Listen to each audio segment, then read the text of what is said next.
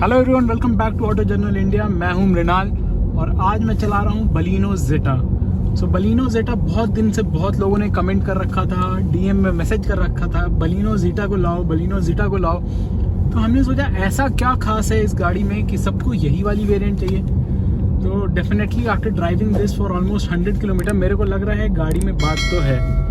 मारुति की engine obviously आप लोग सब जान रहे हो कि बहुत ही पावरफुल रहती है, अच्छा परफॉर्म करती है। और वो डिजिट अगर आपको दिख रहा होगा तो हाँ, वो एक बड़ी रीज़न होती है मारुति की गाड़ी लेने की। माइलेज अभी मैंने ऑलमोस्ट 100 किलोमीटर ड्राइव किया हाईवे पे और सिटी में भी। सिटी में मैंने ड्राइव किया अराउंड 25 एंड दिस इज़ 29.4, तो दोनों का कंबाइंड माइलेज है ये। तो 60 to 65 किलोमीटर के स्पीड से मैं ड्राइव कर रहा था, बहुत फास्ट नहीं चला रहा था, रिव रेंज भी ज़्यादा उसको हाई अप नहीं जा रहा था, बहुत अच्छा माइलेज मिल के आ रहा है। और बात करूं अगर मैं क्या कुछ फीचर्स हैं और क्या प्राइस है, तो सबसे पहले प्राइस का बात करेंगे। मैं लखनऊ का ऑन रोड प्राइस अभी आपको बता रहा हूं। आज थैंकफुली डिलीवरी हो गई थी और आज ही प्राइस राइज हुआ है। आज ऑलमोस्ट 25,000 रुपीज़ प्राइस हाइक हो चुका है। ये गाड़ी हम लोग को पड़ी ऑन रोड 8,30,000 की लखनऊ में। 8,30,000 के हिसाब से बहुत ही वेल प्रोपोर्शन कार है, वैल्यू फॉर मनी फीचर्स हैं। ये आप देख सकते हो, ये है ऑटो डिमिंग IRVMs। देन आपको लाइट्स दिख रहे हैं कितने स्ट्रॉन्ग हैं, अगर आप देख पा रहे हो ये लाइट्स देखो, and this is the high beam and this is low beam, so very nice lights. तो ये दो तीन चीज़ इस गाड़ी को बहुत ही अच्छा बनाता है। जब मैं डोर खोलूंगा तो आप देखोगे पडल लैंप भी आता है इसमें। अगर मैं डोर खोलूंगा तो यहाँ पे लाइट जल जाता है जो कि एम्बिएंट लाइट का फील देता है। तो छोटी छोटी चीज़ें हैं लेकिन बहुत अच्छी चीज़ें हैं। ये आपको ऑटोमेटिक क्लाइमेट कंट्रोल मिल जाता है। और ड्राइविंग की अगर मैं बात करूं स्पेशली, तो बहुत ही अच्छा फ्यूल एफिशिएंसी फिगर्स मेरे को दिख रहा है। और परफॉर्मेंस के बाद भी आप मतलब क्या ही करूं मैं, परफॉर्मेंस बहुत अच्छा मारुति की कार्स का रहता है। बस एक जगह चूक जाती है जो कि है सेफ्टी। अगर मारुति थोड़ी सेफ हो जाए तो फिर क्या ही बात। एक चीज़ और मैं दिखाना चाहूँगा, जो इंटरनेशनल मॉडल्स होते हैं यहाँ पे अगर आप देख पा रहे होगे दो डेड बटन्स हैं, तो इसको आप यूटिलाइज कर सकते थे अगर यहाँ के भी इंडियन वेरिएंट्स में भी आता है ऐसा फीचर। तो बेसिकली फॉरेन में आपको यहाँ पे सीट कूलिंग एंड हीटिंग का फंक्शन आता है, तो which is a very great thing in a car of this size. Obviously i20 से कंपेयर करूँ अगर मैं, तो प्राइस एक फैक्टर है जहाँ पे बलिनो आगे निकल जा रही है। सेफ्टी में obviously i20 is bit better. Otherwise और मतलब अगर किसी ने पूछा मेरे से अगले बार 8.5 लाख के अंदर पेट्रोल कार लेनी है, तो मैं आराम से बलिनो रिकमेंड कर पाऊंगा, provided that safety is not a concern. मतलब हाईवे पे बहुत ज़्यादा अगर आप ड्राइव कर रहे हो तो थोड़ा सा रिस्की है, क्योंकि NCAP रेटिंग आजकल लोग देखते हैं, आजकल लोग अवेयर हो गए। तो सेफ्टी बहुत ज़रूरी है। सेफ्टी फ्रंट पे अल्ट्रॉज एक गाड़ी है जहाँ पे बाजी मार जाती है। i20 की भी आज सच मतलब सेफ्टी रेटिंग इससे बेटर है।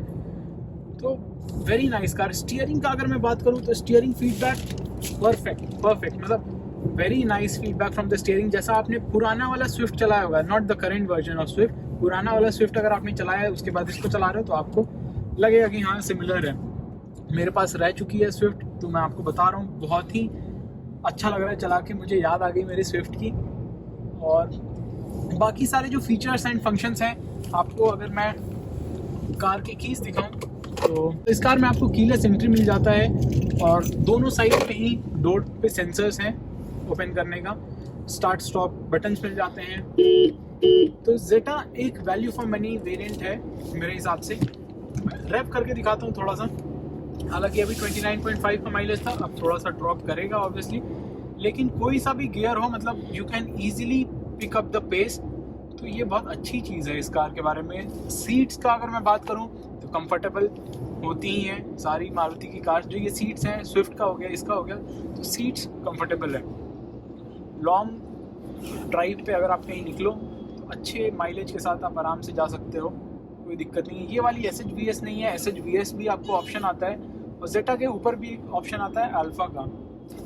तो अल्फा में आपको ऑटोमेटिक हेडलैम्प्स भी आ जाते हैं, इसमें ऑटोमेटिक हेडलैम्प्स नहीं है।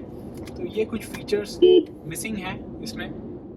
हालांकि हाइट एडजस्ट सीट्स हो गए या फिर ऑटो लॉकिंग डोर सेंसर्स हो गए, मतलब 20 किलोमीटर पर आवर की स्पीड से थोड़ा सा आप आगे गए और ऑटोमेटिकली डोर्स लॉक्ड हो जाएंगे।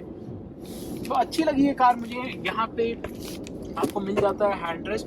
और अनफॉर्चुनेटली एक यहाँ पे मिस मेरे को लगा, पीछे में AC वेंट्स नहीं है, तो ये चीज़ i20 और अल्ट्रॉस को थोड़ा सा आगे कर देती है इस सेगमेंट में। अगर इस कार की बात करूँ मैं, तो इसमें फ्रंट में वाइपर वॉशर ये सब तो मिलता ही है, रियर में डिफॉगर मिलता है, वॉशर मिलता है एंड वाइपर मिलता है। रियर में आपको कैमरा नहीं मिलता है, so that is one miss. यहाँ पे कॉस्ट कटिंग करने की ज़रूरत एज सच नहीं थी मारुति को, मेरे को लगता है यहाँ पे कैमरा देना चाहिए था, क्योंकि इतना कुछ दे रहे कैमरा एक दे सकते थे। क्योंकि क्या होता है ना, कैमरा अगर OEM फिटेड होता है, मतलब कंपनी से फिटेड होता है, तो उसका थोड़ा रिस्पॉन्स अच्छा होता है, और रिस्पॉन्स अच्छा रहता है, प्लस डायनामिक गाइडलाइंस होता है। यहाँ पे मैंने ब्रेक्स देखा तो ब्रेक्स थोड़ा सा स्पॉन्जी है, ठीक है, ब्रेकिंग भी सही है। सस्पेंशन का अगर मैं बात कर लूँ तो अभी मैं कुछ दिनों से i20 चला रहा था। i20 चलाने के बाद मेरे को लग रहा है सस्पेंशन इसका थोड़ा सा बाउंसी है, वो रोड पे चिपक के चलती है, ये थोड़ा आपको बाउंसी लगेगी। तो i20 से थोड़ा ऊंचा बैठते हो आप, ऐसा आपको फील होगा, जैसा आपको स्विफ्ट में लगता है, सिमिलर टू दैट। तो ये सारी बात हो गई इस गाड़ी के बारे में। ड्राइविंग में मेरे को कोई कंप्लेन तो नहीं है एज सच, तो अगर कोई कंप्लेन रहेगा तो मैं बताऊंगा, बट एज सच अभी तक मेरे को कोई कंप्लेन नहीं दिख रहा है। प्लस आपको जो बेस्ट पार्ट है मारुति की कार्स में, मेंटेनेंस फ्री कार है, मतलब बहुत ही कम मेंटेनेंस एंड रिलायबल भी है। तो ये सारी एडवांटेज डेफिनेटली इसको मिलती है, and that's why we see so many Baleno on the roads. तो गाड़ी के बारे में मैं एक नेगेटिव बता रहा था, और एक नेगेटिव जो मैंने फील किया ओवर द टाइम कि हाई स्पीड पे आपको थोड़ा सा कंप्लायंट फील नहीं होता है, जैसा i20 या Altroz for that matter compliant feel होता है, मतलब लगती है चिपक के चल रही है, वो वाला फील थोड़ा इसमें लैगिंग था। वाइब्रेशन ऐसा सच ज़्यादा नहीं है, NVH भी ठीक है, बट एक वो चीज़ जो है feel good factor high speed पे वो नहीं मिल रहा था मेरे को। लेकिन हाँ, ये नहीं है कि ये स्पीड नहीं पकड़ सकती, अच्छे स्पीड जा सकती है। मैंने टेस्ट नहीं किया है ऑल्दो, लेकिन जो मैंने अपनी i20 नहीं, जो मैंने अपने स्विफ्ट का किया था, तो 145 पेट्रोल का मैं बता रहा हूँ, डीजल का नहीं बता रहा हूँ। पेट्रोल में 165 पे जाके वो स्टक हो जाती थी, 165 के ऊपर नहीं जाती थी। तो इसका पता नहीं कितना है, कितने पे जाके स्टक होती है। अगर आप में से किसी ने ट्राई किया है तो हम लोग को ज़रूर बताना कि कितने पे ये पहुंच पाती है। हाँ, मतलब बी सेफ एंड फिर ट्राई करना, ये नहीं कि हमने बोला तो कहीं भी ट्राई कर रहा हूँ। So that's it from my side. अब आप जान रहे हो क्यों बलिनो इतना ज़्यादा बिक रही है। एक बाहर का ओवरव्यू मैं आपको दे दूँगा बहुत ही जल्दी से। तो that's it from our side. I hope you like this video. Thank you so much. Stay safe, stay healthy. Bye-bye, take care. Hi everybody, my name is Ronit Bhagat and I have bought this new car. It is the Mahindra XUV 700 AX7L variant. I was looking for other options like Hyundai Creta and the Jeep Compass, but the AGI group, the Auto Journal India group, helped me out in clearing this confusion of mine, and I went on with this variant. So all in all, I want to say thanks to the AGI group for helping me out.